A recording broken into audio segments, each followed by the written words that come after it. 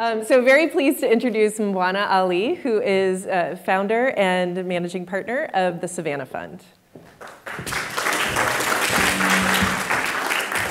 Good morning, everyone. So I don't have any slides. I'll spare you any details. I just couldn't prepare them. It's such a complex topic for what I do in Africa to put in a 7-minute presentation, and I just couldn't do it. So I thought I'd just talk about my work and how data and basically influences the work I do. So my background is I'm Tanzanian, and I've lived in the UK for 11 years and the US for 8-9 years. So I spent time in aerospace in the UK, actually quite near Salisbury, which is turning on the TV and seeing on the news where I used to live, being like a subject of this chemical scandal is really, really interesting.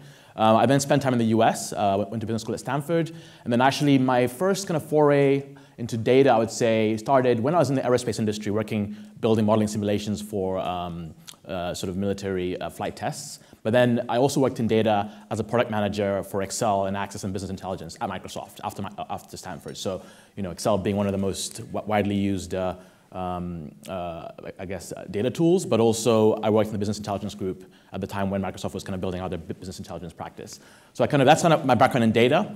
I then moved back to California 2007, 8, and started working in venture capital.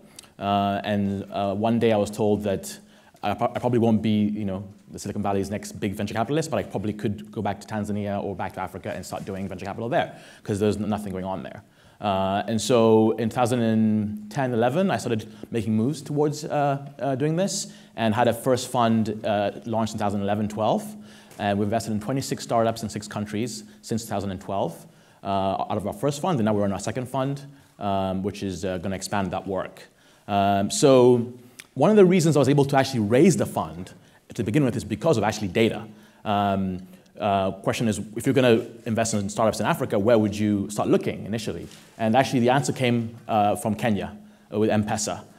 So I started to see a lot of information about financial inclusion in Kenya as to what M-Pesa was doing to open sort of banking services across the country. I think as of today, something like 1/3 or more of the transactions flow through M-Pesa. So 1/3 of the GDP of Kenya flows through M-Pesa. So it's become the national switch. And of course, I'm sure you all know what M-Pesa is. Some people say that it's now overhyped, but it's now effectively about 12-year technology that basically upended the entire financial scene in East Africa now, because Tanzania obviously has M-Pesa and other mobile money services like Airtel Money, Tigo Pesa. But the interesting thing here is that there was no real API to begin with M-Pesa. So Safaricom and Vodacom in Tanzania and others weren't really releasing that data for other service providers in the beginning. So in the first 5 or 6 years of M-Pesa's growth, it was pretty siloed, the data. And so things were pretty good, I would say. But I would say in the last 3 or 4 years, you started seeing the data being used by other companies building on top of mobile money. So right now in Kenya, and also in a little bit in Nigeria, but also Tanzania, you're seeing the rise of these fintech lending companies that basically have started to build sort of algorithms and using the data directly from the phone, not even using the API. So just because you don't have an API doesn't mean you can't get the data. Because when you do a transaction, it still lives on your phone. So a lot of these fintech lenders like Branch or Tala, they will actually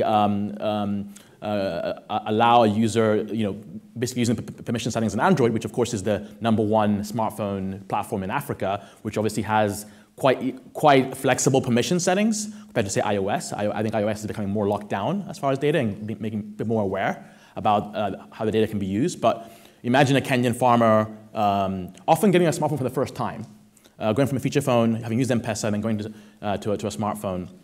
And they just accept all the permissions. And some of these apps will read their SMSs, read all their M-Pesa receipts, which are basically as SMSs. They'll also connect to Facebook, surprise, surprise, and read all their friends. And then from there, start to create algorithms that predict basically, creditworthiness. And so you've seen some of these companies become quite large, Branch and Tala being the biggest in East Africa.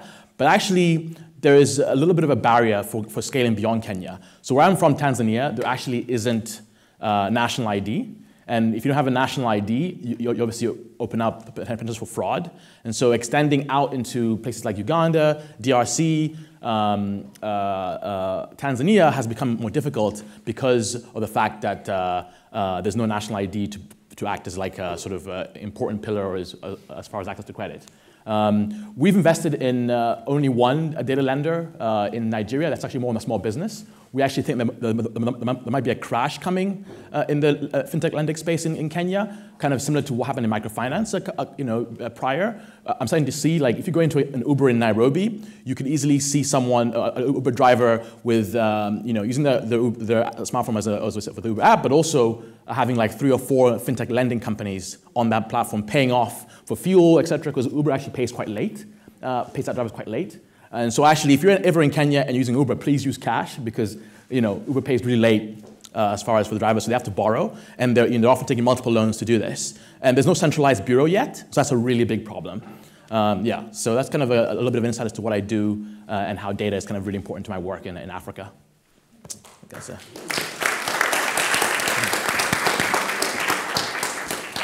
Thank you so much, Mbwana, for that. And also, thanks for the tip on Uber payment in Africa. That's good to know. I'm going to file that away. So one of the things I'm really curious, and I think you would have such a unique perspective on, is a theme that came up kind of at the top of the talk, and we've heard from Ramesh and Megan as well, which is that one of the dark sides of data is the inclusion of different communities in terms of how technologies are developed. Savannah Fund is investing in entrepreneurs and in data technologists. So I'm just curious, from your perspective, what is either the quickest or the smartest, I know they're not always the same thing, way to really ramp up data scientists in Africa to build a better data future? This is an important question, because most of the best data scientists and all the algorithms have been developed outside, as we've been hearing. Safaricom only recently asked me, which is the mobile operator that runs the mobile money in Kenya, like, do you know anyone who can help us in AI? Just as a question. And I was like, well, we need to talk like much broader, because they realize that all these fintech lenders and they're coming to use that data. And if they're not going to give it to them, they'll find it other ways, right? And so one of the bright lights here is probably the coding schools that are starting to pop up in Africa. So I don't know if you've heard of Andela. Zuckerberg actually invested in that, as well as Gates and others. And so they started in Nigeria, and they're actually developing coding skills for Africans to basically start building these themselves. And they've also opened in Nairobi now. So one of my rockstar interns, Audrey, she opened up a coding school, Moringa School, in Nairobi. And so you're starting to see a lot of these new schools coming in trying to plug that gap. And they often talk to the companies and try and figure out what are the gaps. And so if they go to Safaricom, they'll find out that, wait a minute, big data, like, obviously data, machine learning, and algorithms are actually a big important part. Yeah. So I think that's probably the biggest bright light. It's probably both the smartest and the fastest. The other, if you want to go fast, I guess you could do what I did, which is leave the country and go study abroad and learn from great institutes like Oxford, Stanford, etc. But in South Africa, there's also good universities. In fact, some of the smartest engineers I've met in Africa are definitely in South Africa. And of course, they accept students from North Africa. And so I think that's probably the best. And yeah, and just of course internships and if Safaricom partnered with Vodafone, because they're a shareholder, they could send Kenyans and Tanzanians up to those places. The other thing is also China. We're seeing a lot more. We're seeing folks like Alibaba, Tencent coming in, and they're also saying Jack Ma has actually created like. He visited, I think, last year, and he actually flew back something like 30 or 40 entrepreneurs from Kenya to go and learn about how Alibaba does e-commerce, and of course, with that, they'll learn data skills as part of that. Yeah. Well, it's great to hear that there's such interest in the topic, and also really great that there's a fund like yours established there and working directly with entrepreneurs. So let me turn it over to the audience for any questions. Yes, Fred. Hi, I'm Frederic. I'm working with Dalberg on big data. So what we see in Africa is that in many cases we lack data on a large portion of the population. And so basically what it means, and for many reasons, just these people are not connected at all. And so what it means is that all the insights that we're going to derive are going to be super and highly biased in a way or another. How do you see the creation of and the setup of such a data ecosystem in Africa, and more broadly, by the way, which is less biased than it used to be until now? So it's interesting, when you think about the biggest companies or platforms in the West that have a lot of data, Google, Facebook come to mind, even government, right? I would say in my home country of Tanzania, I would not underestimate the power of the government there now. They're starting to get smarter on this. In fact, Tanzania just released a data and social media law, by complete coincidence, coming into this week where Zuckerberg is testifying.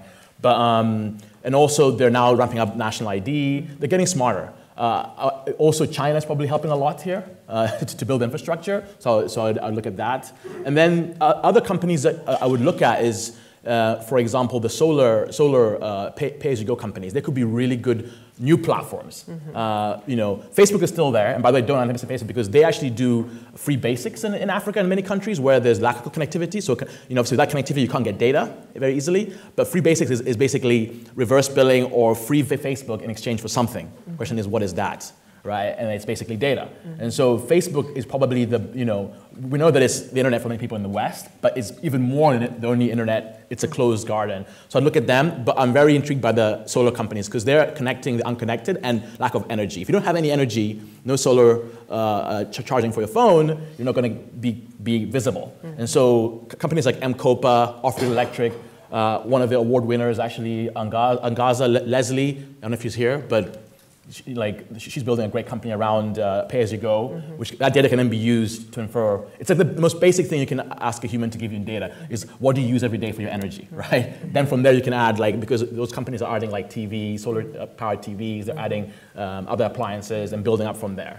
So I think those companies have high valuations right now, often because they're connecting the unconnected and they could potentially be this source of data. That's great. Yeah. Well, thank you so much, Mbwana, for your work. Thank you. Thank you for your talk. Cheers.